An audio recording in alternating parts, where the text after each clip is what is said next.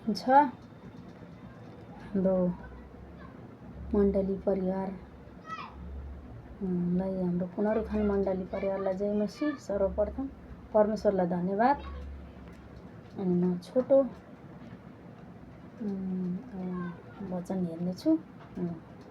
बाइबलमा यसरी लेखिएको छ, ध्यान दिएर सुन्नुहोस्।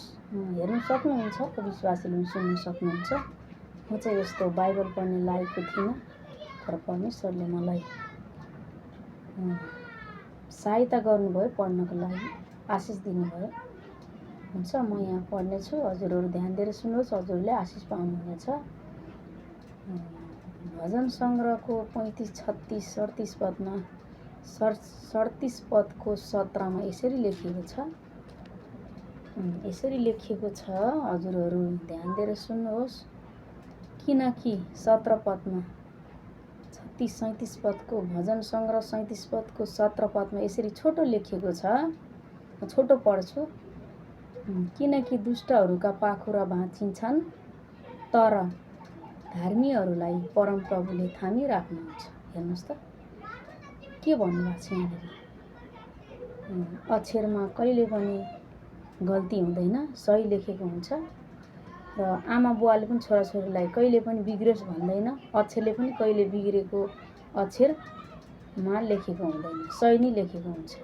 हजुरहरू ध्यान दिएर सुन्नुहोस् के राखेछ भने यहाँनिर, किनकि दुष्टहरूको पाखुरा भाँचिन्छ, तर धार्मी चाहिँलाई परमप्रभुले थामिराख्नुहुन्छ। धार्मीहरूलाई परमप्रभुले थामिराख्नुहुन्छ भन्नुभएको छ। हेर्नुहोस् त, धार्मी जन चाहिँ हामी कस्तो हुनुपर्छ, दुष्ट मानिस चाहिँ हामी कस्तो हुनुपर्छ। किनकि अब दुष्टहरूले लडाइँ झगडा गरे, खाएको ताल या नखाएको ताल, घमण्डी मानिसहरूले त्यो निर्दोषीलाई एउटा आरोप लगाएर होइन पिट्छ, मार्छ, तर त्यो हिर्काउनु जान्छ, त्यसको हात चाहिँ आफै नै टुक्रिन्छ। चाहे त्यसको हिर्काउने लाता, त्यसको लाता भाँचिन्छ। हेर्नुहोस्, त्यो वचनले पनि यही भन्दछ। अब त्यो निर्दोषी छ, त्यसलाई दोषी ठहराएर त्यसलाई हामी पिट्छौँ, मार्छौँ, तर हामीलाई नि केही न केही दोषी हुन्छ। यहाँ वचनले पनि यही भन्दछ, किनकि दुष्टहरूको पाखुरा भाँचिन्छ, तर धार्मीहरूलाई परमप्रभुले थामिराख्नुहुन्छ। तपाईँले त्यसलाई त्यो मान्छे गल्ती त्यो मान्छे छैन, तर त्यसलाई हामीले हिर्काउँछौँ नि, तर त्यसलाई चोट लाग्दैन, त्यो चोट हामीलाई पर्छ। किनकि औँलाले पनि यसै भन्छ, त्यो दोषी छस् भन्छ नि, तर हामीलाई चाहिँ यो चारवटा औँलाले फेरि तँ दोषी छस् भनेको हुन्छ। हेर्नुहोस् है, पुर्खली कुरोहरू पनि यस्तै छ, तर वचनमा पनि सत्य यही नै लेखेको छ। अनि हेर्नुहोस् त, धार्मी चाहिँलाई चाहिँ परमप्रभुले थामिराख्नुहुन्छ है। हाम्रो चाहिँ पहिला हाम्रो पुर्खलीदेखि नै हामीले चाहिँ अलिक ठुलो भएर चाहिँ हामीले देउताहरू मान्यौँ। बिहा भएर मलाई थाहा छैन, मेरो आमाले मान्नुहुन्थ्यो। मैले चाहिँ बिहा भएरै घरमा देउताहरू मान्नुपर्छ भन्ने कुराहरू थाहा भयो। पहिला चाहिँ मलाई थाहा हुन्थेन, मेरो मम्मीले मान्नुहुन्थ्यो। अनि मैले थाहा पाएर चाहिँ मलाई 16-17 वर्षमा बिहा गरेको। मेरो छोरा भएर चाहिँ मैले 20 वर्षको उमेरदेखि चाहिँ मैले देवी देउता माने। मैले सुनाउँदैछु, सुरुदेखि हजुरले हेर्नु सक्नुहुन्छ। अनि 20 वर्ष मैले भने 20 वर्ष 15 वर्ष मैले सन्तोषी व्रत माने, आइतबारे व्रत माने। कहिले मलाई शान्ति भएन। प्रिय मित्र, प्रभुको जनहरू, यी नजनहरू पनि सुन्नुहोस् ध्यान दिएर। छोटो मैले भलक हालेको छु, तपाईँहरू हेर्नु सक्नुहुन्छ। सत्य चाहिँ यही नै छ हजुर, बाइबलमै अनि यसुमै छ।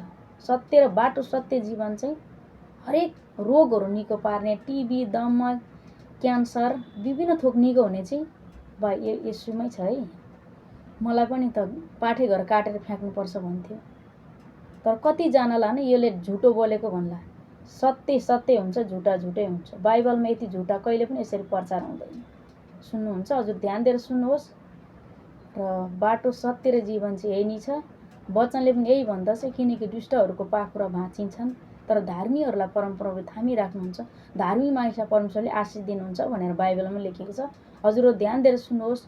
अनि यो सुन्दाखेरि हजुरले प्रशस्त आशिष पाउनुहुन्छ, अनि हजुरहरूले चङ्गाइ पाउनुहुन्छ। अनि यो कुनै असत्य होइन, अनि सत्य चाहिँ हो। सुन्नुहोस् हजुरहरूले। अनि मेरो जीवनको गवाई पनि मैले भनेको छु हजुरहरूलाई।